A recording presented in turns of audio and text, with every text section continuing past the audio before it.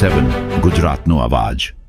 નમસ્કાર દર્શક મિત્રો, i7 ન્યૂઝ ગુજરાતીની સાથે હું છું આપની સાથે પાયલ બામભણિયા। તો જોઈએ આજના મહત્વના સમાચાર।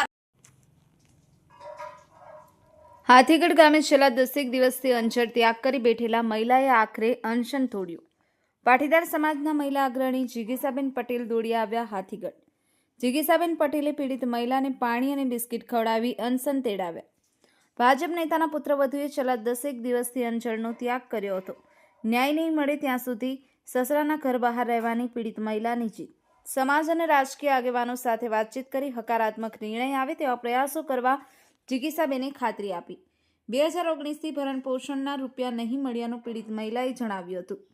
Sarfaraz Khokhar, i7 news Gujarati, Amreli. જી બેન, આજે 10 દિવસ થયા છે તમે ઉપવાસ ઉપર બેઠા છો। આજે જિજ્ઞાસાબેન આવ્યા હતા અને પારણા કરાવ્યા, શું કહો? જિગીસાબેન સાથે મારે રાત્રે વાત થઈ હતી 11 વાગે। બેને એવું કીધું, હું ને સમાજ તમારે હારે છે, તમને ન્યાય અપાવશું, તમારી ન્યાયની લડાઈમાં અમે હારે છીએ અને હું કાલે આવું। અને સવારમાં પણ કોલ આવ્યો કે બેન હું આવું છું, મારા હાથે પારણા કરવા પડશે, અમે તમારે હારે પછી તમે ત્યાં બેસજો। મેં તો કાંઈ નહીં બેન। પછી બેને આવીને મને પાણી પાયું ને મારે પારણા કરાવડાવ્યા છે। શું માગણી છે હવે? માગણી એ છે કે બેન આવીને વયા ગયા છે, મને ન્યાય મળ્યો નથી હજી। જ્યાં લગી મને ન્યાય ન મળે, મારા સસરા સામે આવીને મને પૂરેપૂરો ન્યાય જ્યાં લગી નહીં આપે ત્યાં સુધી હું અહીંયા બેઠી છું ને અહીંયા બેઠી રહીશ।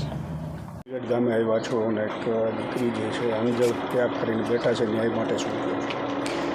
ગઈકાલે રાત્રે અમને 11 વાગે ફોન આવ્યો હતો દયાબેનનો, એટલે અમે આજે બીજા દિવસે એમની મુલાકાત માટે આવ્યા છીએ। અહીંયા આવ્યા પછી અમને ખબર પડી કે એક ઘરની મેટર છે, ઘરનો મુદ્દો છે અને ઘણા સમયથી બેન એમના પિયર છે, પરંતુ એક નાની દીકરી છે એટલા માટે થઈ અને જે કોર્ટે જે નિર્ણય કર્યો છે એ પ્રમાણેની કંઈક વાત છે, પરંતુ રોડ રસ્તા ઉપર બેસીને આ વસ્તુ યોગ્ય નથી એવું અમે બેનને પણ સમજાવ્યું છે અને 10 દિવસથી એ અંજણનો ત્યાગ કર્યો તો એના માટે અમે પારણા પણ એમને કરાવડાવ્યા છે।